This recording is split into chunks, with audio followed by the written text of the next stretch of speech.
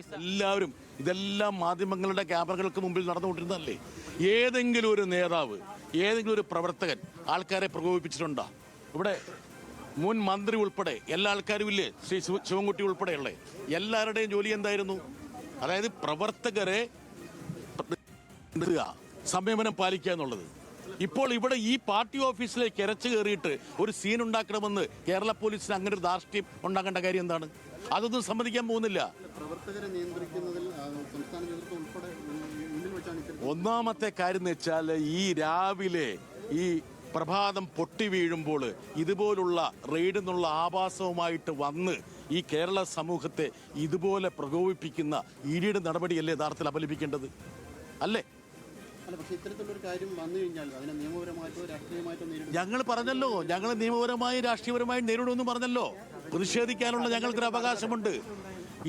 ഇവിടെ ഇപ്പോൾ പറഞ്ഞാൽ CCTV എല്ലാം ഉണ്ട്. അതായത് ഏതെങ്കിലും ഒരു വ്യക്തിയുടെ ഭാഗത്ത് നിന്ന് ഒരു വീഴ്ച ഉണ്ട് എന്ന് പോലീസിന് തെളിവോടെ ബോധ്യപ്പെട്ട് കഴിഞ്ഞാൽ അവർക്കെതിരെ നടപടിയെടുക്കാനുള്ള ഒരു സാഹചര്യമുണ്ട്. മറിച്ച് ഇപ്പോൾ ഈ ഒരു പ്രതിഷേധത്തിൽ, ഈ പ്രക്ഷോഭത്തിൽ പങ്കെടുത്ത് നിൽക്കുന്ന അണികളെ അങ്ങോട്ട് മറികടന്ന് ഞങ്ങൾ ഈ പാർട്ടി ഓഫീസിലേക്ക് കയറും എന്നുള്ള ധാർഷ്ട്യമൊന്നും കേരളത്തിലെ പോലീസിന് വേണ്ട. അതൊന്നും ഞങ്ങൾ സമ്മതിക്കാൻ പോകുന്നില്ല. നിയമ സംവിധാനത്തെ വെല്ലുവിളിക്കല്ലേ നിങ്ങൾ ചെയ്യുന്നത്? ഇത്രയും വലിയ ആക്രമണം. ഒരു സെക്കൻഡ് ഞാൻ മണിക്കൂറുകളോളം ഇവിടെ ഉണ്ടായിരുന്നു. രാവിലെ മുതൽ ഇവിടെ ഉണ്ടായിരുന്ന ആളാണ്. അതായത് കേരളത്തിൽ ഏറ്റവും സമുന്നതനായിട്ടുള്ള നേതാവ് മുൻ മുഖ്യമന്ത്രിയുടെ വീട്ടിൽ പ്രഭാതം മുതൽ റെയ്ഡ് നടത്തുന്നു, അകാരണമായി രാഷ്ട്രീയ പകപോക്കൽ നടത്തുന്നു. എന്നിട്ട് എത്ര മണിക്കൂറുകളോടാണ് ഇവിടെ പ്രവർത്തകർ സംയമനം പാലിച്ചുകൊണ്ട് ഇവിടെ റോഡിലിരുന്നത്? എന്തെങ്കിലും തരത്തിലൊരു പ്രകോപനമുണ്ടായി?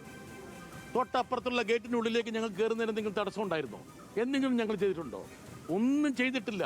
മാത്രമല്ല CPMന്റെ നേതാക്കള് പരമാവധി സംയമനം പാലിക്കുകയും അണികളെ നിയന്ത്രിച്ചു കൊണ്ടിരിക്കുകയും ചെയ്തു. ഇനി ഒരു അനിഷ്ട സംഭവം ഉണ്ടായി, ആരെങ്കിലും ഈ പറഞ്ഞ വണ്ടിയുടെ മുകളിൽ അടിച്ചു, ചെറിയ ചില്ല് പൊട്ടി, അങ്ങനെ ഉണ്ടെങ്കിൽ അതിന്റെ തെളിവനുസരിച്ച് അതൊക്കെ CCTVയിലും നിങ്ങളുടെ ക്യാമറകളിലൊക്കെ പതിച്ചിട്ടുണ്ട്. അവരെ നമുക്ക് കണ്ടെത്തിയിട്ട് നമുക്ക് പിടിക്കാൻ അതിനൊന്നും തടസ്സമില്ല. അവർക്കൊരു നടപടി എടുക്കരുതെന്ന് ഞങ്ങൾ ആരും പറഞ്ഞിട്ടില്ല. പക്ഷേ ഇവിടുത്തെ പ്രധാനപ്പെട്ട ഒരു ഓഫീസിലേക്ക് ഇരച്ചു കയറി ഒരു സീൻ ഉണ്ടാക്കണമെന്ന് കേരള പോലീസിന് അങ്ങനെ ഒരു നിഷ്കർഷ എങ്ങനെ വന്നു? ഇവരൊന്നും എവിടേക്ക് പോകാൻ പോകുന്ന ആൾക്കാരല്ല. ഈ തെളിവുകളൊക്കെ നിങ്ങളുടെ ക്യാമറകളിൽ പതിച്ചിട്ടുണ്ട്, CCTV പതിച്ചിട്ടുണ്ട്. ഇവിടുത്തെ മുൻ ജില്ലാ സെക്രട്ടറി MLA പറഞ്ഞല്ലോ, അങ്ങനെ ഒരു തെളിവുണ്ടെങ്കിൽ അതനുസരിച്ച് ഞങ്ങൾ ചെയ്യാമെന്ന് പറഞ്ഞല്ലോ, സഹകരിക്കാമെന്ന് പറഞ്ഞല്ലോ. അതിനപ്പുറം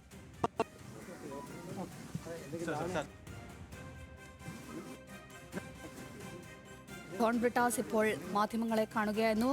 മുൻപ് VK പ്രശാന്ത്, ശിവൻകുട്ടിയൊക്കെ പറഞ്ഞ അതേ നിലപാട് തന്നെയാണ് ജോൺ ബ്രിട്ടാസും ഉന്നയിക്കുന്നത്.